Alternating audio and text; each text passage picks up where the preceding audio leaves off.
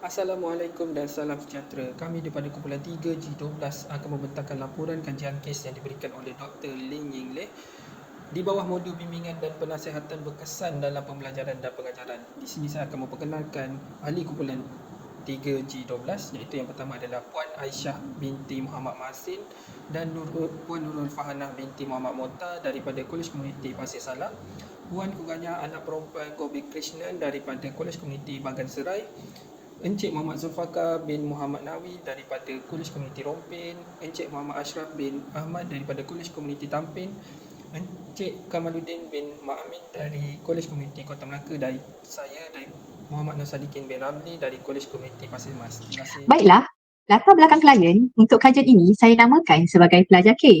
Pelajar K berumur 19 tahun dan merupakan pelajar semester 2 bagi sijil Teknologi Maklumat di Kolej Komuniti Pasir Salam. Untuk laporan kajian kes ini, pelajar K merupakan anak sulung daripada dua beradik yang mana ibu dan ayahnya bercerai sejak pelajar K masih kecil lagi.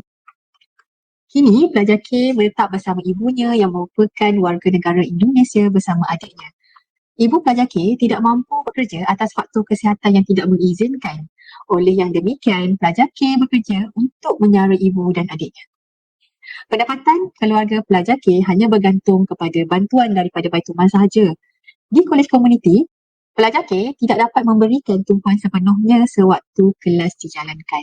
Beliau akan ada lewat bagi kelas pada waktu pagi kerana beliau bekerja sebagai pekerja sambilan di restoran sehingga lewat malam. Tugasan yang diberikan sewaktu dalam kelas juga tidak dapat disiapkan mengikut tarikh yang ditetapkan oleh pensyarah khusus. Oleh itu, berikut merupakan langkah bimbingan dan penasihatan ke atas pelajar K mengikut rangka kerja teori yang diguna pakai. Teori yang kami pilih adalah yang pertama, teori berpusatkan klien, iaitu teori ini mengandaikan konsep kendiri sebagai persepsi tentang diri individu berdasarkan interaksi kita dengan orang lain. Individu bertingkah laku dalam membentuk konsep kendirinya.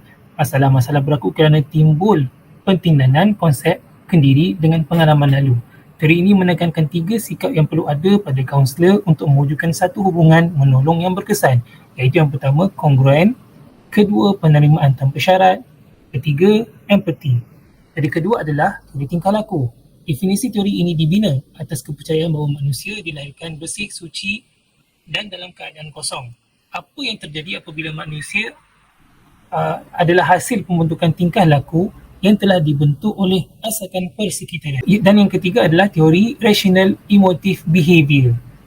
Teori ini dikembangkan berdasarkan kepercayaan seseorang perlu mengubah cara berfikirnya, iaitu penstrukturan semula kognitif untuk membetulkan pemikiran tidak rasional yang menjadi punca kepada masalah psikologi yang dialami dalam kehidupannya. Teori ini menekankan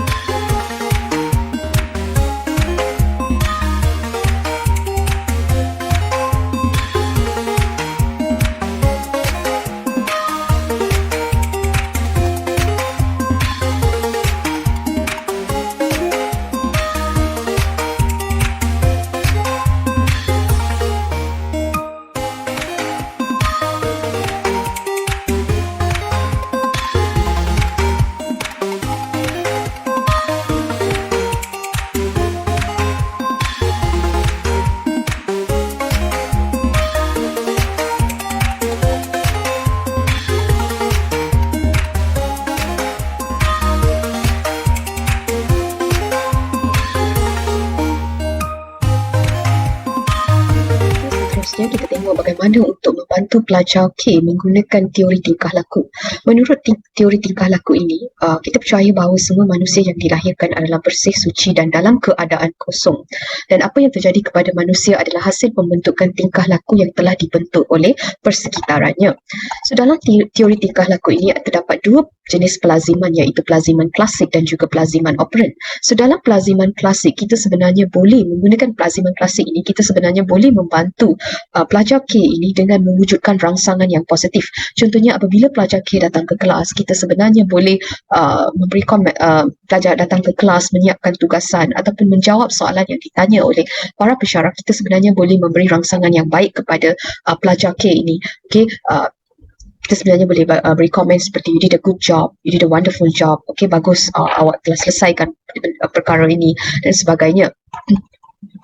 Dan dalam teori tingkah laku terdapat juga pelaziman operant. So dalam pelaziman operant ini terdapat peneguhan positif dan juga peneguhan negatif. Untuk peneguhan positif, kita sebenarnya boleh memberikan ganjaran kepada pelajar tersebut apabila tingkah laku, sebenarnya ganjaran itu untuk kita mengekalkan tingkah laku yang baik yang ditunjukkan oleh pelajar tersebut. Contohnya apabila pelajar tersebut datang ke kelas ataupun membuat apa-apa yang dikehendaki oleh pensyarah ataupun menyiapkan tugasan dan sebagainya, kita memberi ganjaran kepada para pelajar tersebut. Kita memberi ganjaran kepada pelajar tersebut, contohnya memberi coklat, memberi hadiah, okay? Dan kita memberi komen, okay, awak telah menyiapkan tugasan, bagus, tugasan yang awak buat ni sebenarnya bagus, okay? Dan dari segi peneguhan negatif, kita sebenarnya boleh mengingatkan pelajar tersebut tentang tindakannya. Mungkin tindakannya sekarang ini pelajar tersebut bekerja sehingga lewat malam dan datang lewat kelas pada keesokan harinya. Tetapi untuk satu jangka masa yang panjang, tindakannya adalah kurang baik sebab ia menyebabkan prestasi pelajar tersebut merosot dan keputusan pelajar tersebut juga boleh merosot. So kita boleh mengingatkan pelajar tersebut tentang tindakannya, iaitu tindakannya adalah tidak baik dan juga sebenarnya tindakannya itu mengganggu masa depan pelajar tersebut. So kita sebenarnya nak pelajar tersebut mempunyai masa depan yang lebih baik dan bukannya kekal dengan apa yang dia buat pada masa sekarang. Akan berkaitan dengan fasa pelaksanaan teori ketiga, iaitu teori rational emotive behavior atau dikenal sebagai REBT. Okay, proses pertama dengan mewujudkan hubungan di antara klien dengan kaunselor, di mana kita akan daripada situ kita akan wujudkan elemen utama dalam bina hubungan. Okay, so daripada situ juga kita akan menilai dan merhati pelajar ataupun klien kita ni dari segi masalah sekunder, apakah masalah yang dihadapi, seperti adakah klien tidak bersemangat atau klien menggunakan bantuan ataupun klien mempunyai sebarang kerisauan. Okay? Dan yang kedua iaitu mengenal pasti masalah klien dan situasi di mana daripada sesi kaunseling ini dilakukan, dimulakan dengan sudut pandangan klien tentang perkara yang tidak kena pada diri mereka, okay? Dan seterusnya menyemak gangguan sekunder dan lihat bagaimana perasaan klien dalam menghadapi gangguan tersebut, okay? Dan taksiran perkara-perkara yang mendorong kepada klien. Seterusnya dapatkan sedikit latar belakang personal dan latar belakang sosial klien dengan menyemak faktor-faktor penyebab bukan psikologi seperti keadaan fizikal, perubatan atau rawatan, penyalahgunaan bahan, cara hidup ataupun faktor-faktor sekitaran. Seterusnya adalah menyediakan klien dengan sesi kaunseling lah. Kita akan move to klien kepada sesi kaunseling dan daripada situ kita akan melakukan pelaksanaan program intervensi dan seterusnya penilaian kemajuan klien dengan kita akan lihatlah penilaian dengan kemajuan klien. Okey, dan intervensi pada peringkat ini amat penting bagi kaunselor untuk menilai sama ada perubahan ada tak sebarang perubahan yang berlaku pada klien, perkembangan atau kemajuan. Okey, dan yang terakhir adalah penyediaan klien kepada peringkat penamatan lah. Okey, peringkat ini merupakan keadaan di mana kaunselor menyediakan klien untuk sesi kaunseling tamat. Okay. Permasalahan pelajar K yang menghadapi kekangan dalam mengadaptasikan diri dalam pembelajaran di kolej komuniti dapat diatasi berdasarkan 3 teori di dalam fasa bimbingan dan penasihatan yang dikemukakan, iaitu teori berpusat klien, teori tingkah laku dan teori rational emotion behavior. Kami percaya bahawa pelajar tersebut akan dapat berubah dan memberikan outcome yang berkesan terhadap pembelajaran pelajar K di Kolej Komuniti Pasir Salam.